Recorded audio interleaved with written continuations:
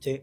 Esta película me dio hambre y me dio mucho frío. Pero, por fuera del humor negro que pueda generar esta tragedia, esta adaptación es realmente magnífica, pero te va a dejar llorando.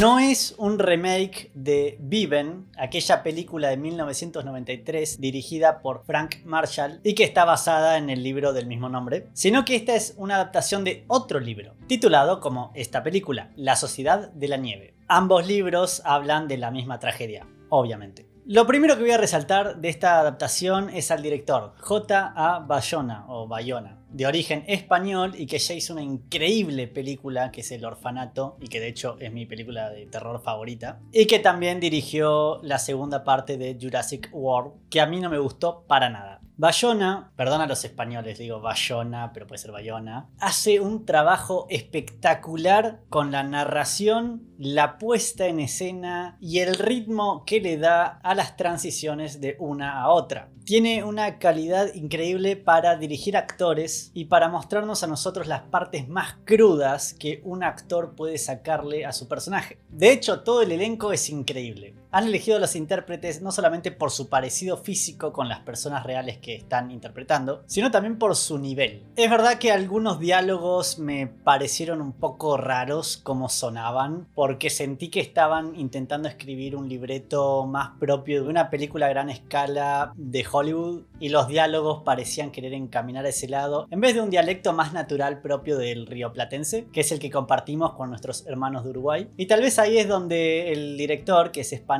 le falta esa pizca de la jerga nuestra. Pero no importa, no pasa nada, o capaz que soy yo que mi oído está más acostumbrado a escuchar esa clase de diálogos en películas propias de los norteamericanos. Hablando de los actores, voy a hacer un paréntesis. El actor que hace de Numa Turcati me pareció muy parecido a Adam Driver y el que hace de Nando Parrado me resultó similar a Josh Dylan, ese actor que apareció en Mamma Mía 2. Lo que mueve a la película y lo que la eleva y le termina de dar forma a ese ambiente cordillerano, a esas montañas nuestras de los Andes, especialmente alguien que nació y que se crió en una ciudad como Bariloche, es la música de Michael Giacchino, o Giacchino, un compositor de larga data en Hollywood que nos ha dado bandas sonoras increíbles como Los Increíbles, justamente, o la última de Batman. Y acá le puede dar una voz, o le consigue dar una voz a toda esa fuerza elemental que te da una montaña, especialmente una montaña nevada. Esas cumbres adentro de la cordillera con sus nieves eternas que le proveen de una majestuosidad al relato de la película.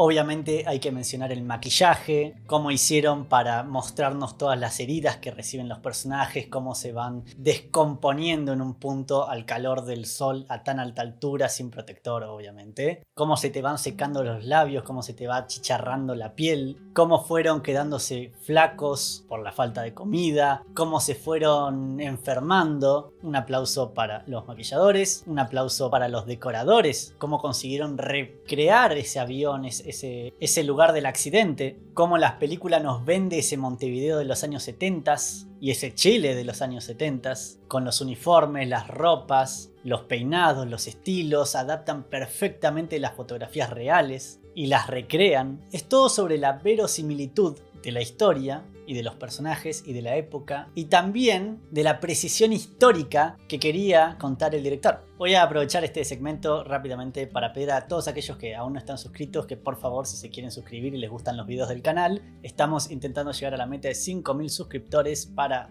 antes de marzo, ojalá. Hasta ahora todas las metas vienen adelantándose, así que estamos recontra agradecidos. Y si no, si le quieren dar like al video y les está gustando, genial. Y también siempre pueden darle a la campanita para que YouTube les avise cuando hay videos nuevos. Continuemos. Vayamos a la trama de la película. Tenemos a estos jóvenes rugbyers, que ya son universitarios en su mayoría, que van a viajar a Chile a un torneo de rugby. Algunos son los jugadores, otros son parte del equipo, otros son familiares que acompañan y otros son amigos que acompañan porque quieren ir de vacaciones. En el viaje de Montevideo a Santiago, el avión sufre un desperfecto, hay un problema climático y se la dan contra el filo de una montaña y el avión se parte en dos. La parte delantera del avión, donde están todos los personajes principales, cae en una especie de, no un desfiladero, pero esos faldeos que tienen las partes de arriba de la montaña. Qué poca precisión que estoy dando, perdonen, ya voy a traer amigos que son escaladores, montañistas y demás, y podrán hablar mejor de todo esto. Yo me voy a sacar esto porque me estoy cocinando.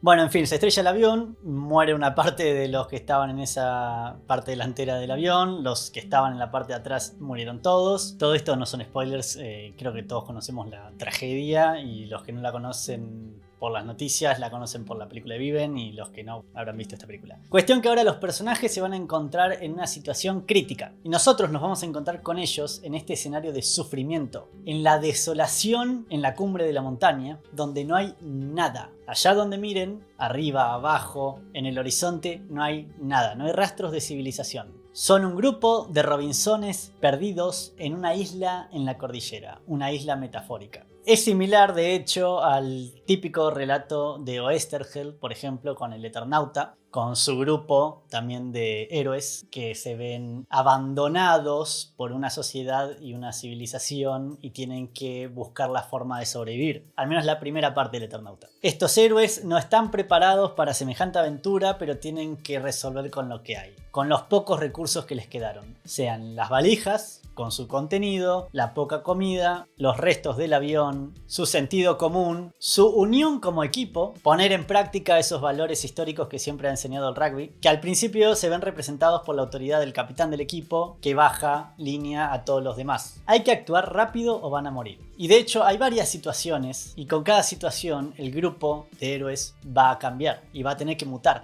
Están obligados a cambiar. Y con el grupo van a cambiar sus líderes porque van a cambiar los objetivos. Al principio se trata de sobrevivir y esperar el rescate. Están convencidos, o al menos la mayoría quiere estar convencido, de que un avión los va a venir a buscar. De que las autoridades se enteraron de que se habían estrellado y van a activar un equipo de búsqueda y rescate cuanto antes. Lo que estos chicos no saben y van a aprender después es que están en el medio de la nada y encontrar un resto de un avión en toda esa cordillera es casi imposible, si no literalmente imposible, especialmente un avión blanco plateado que se camufla perfectamente en la nieve. Gracias a una radio que armaron con lo que había, los protagonistas se enteran de que el equipo de rescate abandona la búsqueda después de unas 2 semanas. Y con esa bajada de moral va a venir también la escasez de comida. Ya no hay nada más para comer. Y acá viene la parte que conocemos todos de estos pobres chicos y su tragedia, que es que tuvieron que ir por los muertos. Hay un debate moral y filosófico muy interesante, incluso un debate legal entre ellos, porque lo genial de la dinámica del grupo es que en él son todos universitarios, entonces tenés estudiantes de medicina, estudiantes de derecho, técnicos, electricistas o lo que sea, y una variedad amplia de habilidades y conocimientos que van a aportar a la dinámica del grupo.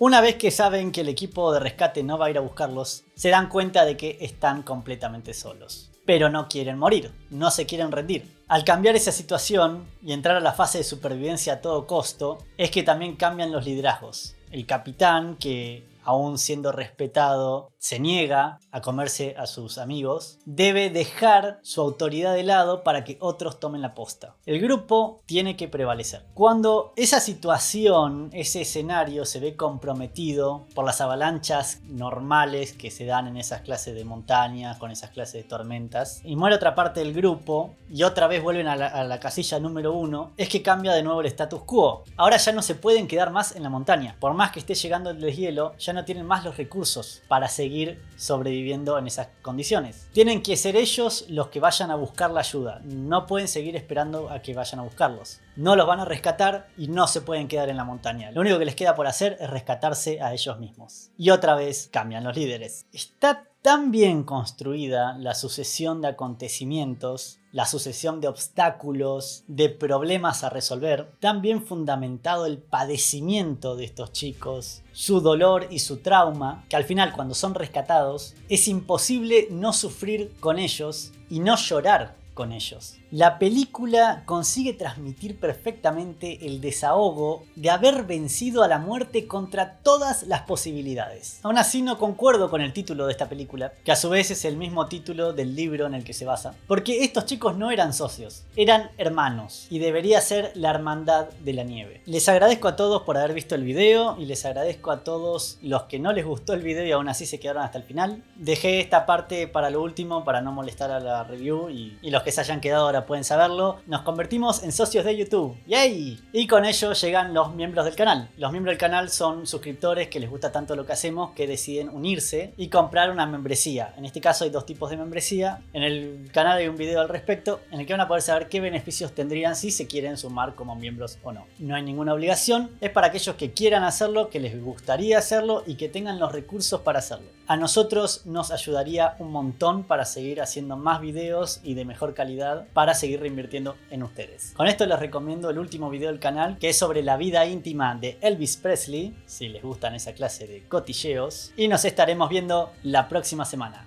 ¡Corte!